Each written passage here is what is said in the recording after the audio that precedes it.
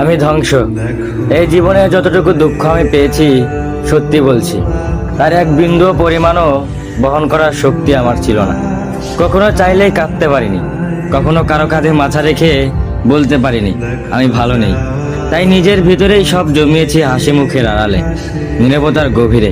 মানুষ ভাবে আমি শক্ত, আমি নির্লিপ্ত, আমি সব পারি, অথচ কেউ জানে না ভেতরে ভেতরে আমি কতবার ভেবেছি।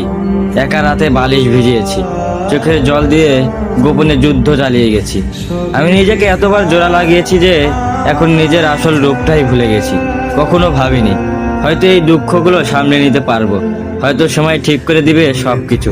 কিন্তু বাস্তবতা হলো আমি আয়ত্তের বাইরে দুঃখ ধারণ করতে করতে এখন নিজেই ধ্বংস হয়ে গেছি। এখন মনে হয় আমি নেই, আমি কেবল এক ভাঙা মানুষ, যার ভিতরে অনেক কথা জমে আছে কিন্তু শোনার কেউ নেই। সবাই বলে খারাপ সময় সবসময় থাকে না, সময় ভালো হয়ে যাবে, কিন্তু কেউ বোঝে না সময় শুধু ক্ষত তৈরি করে, সেগুলো শুকায় না। আমি এখন কেবল একটু নীরবতা, মুখে হাসি, চোখে অন্ধকার আর মনে একরাশ দুঃখের বোঝা নিয়ে প্রতিদিন বেঁচে থাকার অভিনয় করে যাই। আমি ধ্বংস হয়েছি, তবু মুখে বলি আমি ভালো আছি।